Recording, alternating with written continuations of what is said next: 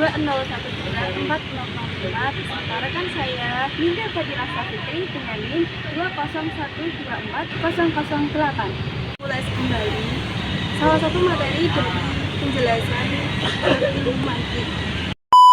Kita mengambil tema apa itu takrif atau definisi menurut pandangan ilmu mantik. Pada pembahasan awal kita akan mengulas mengenai pengertian dari takrif. Nah, pengertian dari takrif itu terbagi menjadi dua. Pertama, kita akan mengulas pengertian takrif dari segi bahasa, yang kedua dari segi istilahnya.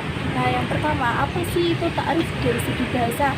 Nah, takrif dari segi bahasa itu berasal dari bahasa Arab, yaitu arafa yu'rifu ta'rifan, yang artinya memperkenalkan atau memberitahu sesuatu sampai jelas. Nah, sedangkan takrif menurut istilah yaitu sebuah teknik menerangkan sesuatu baik secara lisan maupun tulisan untuk memahami sesuatu tersebut. Sendiri dibagi menjadi 3 jenis. Yang pertama, takrif had, yang kedua, takrif rasam, dan yang terakhir ialah takrif lafzi. Untuk yang pertama, takrif had. Takrif had ialah takrif yang menggunakan rangkaian kulli, jins, dan fasal. Contohnya seperti manusia adalah hewan yang berpikir. Nah, untuk takrif had ini dibagi menjadi 2 jenis, ialah had tam dan had nakis. Yang pertama, had tam. Had tam ialah had yang sempurna. Mengapa dikatakan sempurna? Karena menggunakan jenis korib dan fasal korib. Contoh, al-insanu wal hayawanu an-natiqu, yaitu artinya manusia adalah hewan yang berpikir. Manusia jika dilihat dari segi dekat ialah seperti hewan. Hewan ini merupakan jenis koribnya, dan untuk berpikir itu masuk ke fasal korib. Kedua, had nakis ialah had yang belum sempurna. Ya, ada 2. Yang pertama dengan fasal korib saja. Contoh, al-insanu wa natiqu. Untuk yang kedua ialah menggunakan jenis bait dan fasal korib. Contohnya, al-insanu wa jismu anak.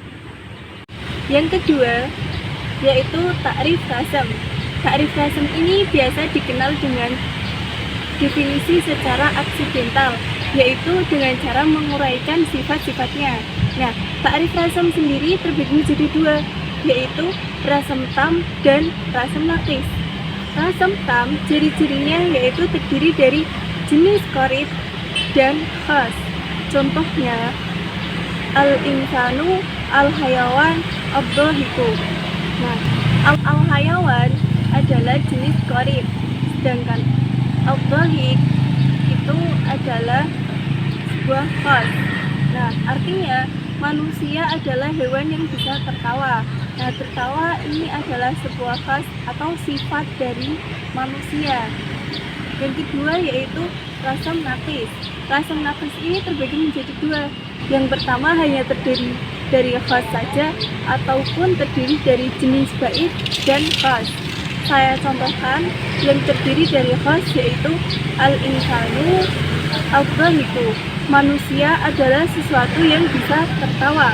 Yang kedua yaitu yang terdiri dari jenis bait dan khas, yaitu al-insanu al-jismu ad-dhahiku. Manusia adalah tubuh yang bisa tertawa. Nah, yang bisa tertawa ini merupakan khas. Terus kemudian al-jism ini merupakan jenis bait. Yang ketiga, takrif lafzi ialah suatu lafaz yang menggunakan lafaz lain yang semakna. Contoh, seperti sesuatu yang menyerupai penggurujing ialah enak. Jenis takrif lafzi dibagi menjadi 3, yaitu yang pertama menggunakan kata yang lebih masyhur. Contohnya seperti pria adalah rumah. Tidak semua orang memahami apa makna dari pria, namun semua orang paham dengan rumah. Selanjutnya, yang kedua, menjelaskan menggunakan contoh seperti laptop adalah Acer, Asus, Lenovo, dan lain-lain. Dan yang ketiga, menjelaskan dengan cara membaginya, seperti pohon terdiri dari akar, daun, batang, dan lain-lain. Oh iya, dari penjelasan tadi ada nggak sih syarat-syaratnya tentang takrif? Ada sih, ada beberapa syarat yang sudah aku ketahui ya.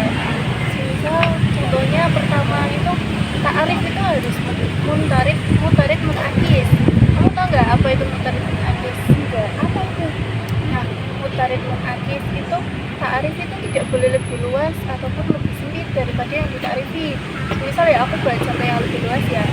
Kita masuk ke ranah nahwu nggak apa-apa kan? Iya, nggak apa-apa. Nah, dalam nahwu itu kalimat ada berapa? 3 kan? Isim, fi'il, sama huruf. Nah, kalau andai kan ya aku mendefinisikan isim itu adalah lafaz yang mempunyai makna. Nah, itu kan lebih luas ya, lebih luas karena fi'il sendiri itu adalah lafaz yang mempunyai makna juga, mempunyai makna dengan sendirinya. Nah, kemudian saya contohkan yang lebih sempit, misal manusia yaitu yang bisa menulis. Nah, itu kan tidak semua manusia kan bisa menulis. Nah, lantas bagaimana yang nggak sekolah? Kan kemungkinan mereka kan belum tentu bisa menulis ya. Terus kalau menurutku syarat yang kedua itu yaitu tarif itu nggak boleh musawi. Nah, ini nih yang biasanya dilakuin sama kita. Contohnya kita itu mendefinisikan diam adalah tidak bergerak, diam yang nggak gerak, itu nggak boleh ya, nggak boleh tarif yang seperti itu. Terus syarat yang ketiga itu tarif itu nggak boleh ada majas. Tahu majas kan? Ya, majas itu kayak perumpamaan. Misal aku nyontoh ini, orang bodoh adalah keledai. Orang bodoh itu dianalogikan seperti keledai. Nah, itu kan ya nggak boleh sih. Nah, keledai itu apa? Orang sama hewan itu beda, kecuali itu ada korinahnya. Korinah itu kayak penjelasan itu. Misal buat contoh, orang bodoh itu dianalogikan seperti keledai yang menulis. Nah, keledai kan hewan itu nggak bisa menulis. Nah, kalau orang bodoh dia itu menulis, pastinya kemungkinan besarnya itu dia tulisannya itu tidak bagus gitu loh, tidak menghasilkan tulisan yang berkualitas. Itu sih nek menurutku. Lah kalau menurut kamu masih ada lagi nggak sih syarat-syaratnya? Menurutku syarat takrif yang lain tuh juga harus jelas. Contohnya itu kayak segitiga itu ya bangun datar yang punya 3 sisi dan 3 sudut. Yang total sudutnya itu ada 180 derajat. Terus yang selanjutnya syaratnya nggak boleh berulang-ulang atau baur. Contohnya kayak Anggun adalah teman Alda dan Alda adalah teman Anggun. Itu Jadi muter-muter ya, gitu. muter-muter. Terus ada syarat lagi nggak kira-kira? Enggak sih, kayaknya itu aja. Udah ya, udah aja. Nah, dari cara kita mendefinisikan sesuatu itu harus sesuai syarat-syaratnya ya, nggak boleh kayak asal ceplos gitu. Iya. Kayak gitu aja kok. Iya. Udah boleh ya. Jadi udah nih kita tutup. Iya. Udah sekian dari kelompok kami. Wassalamualaikum warahmatullahi wabarakatuh. Bye. Tunggu maghrib.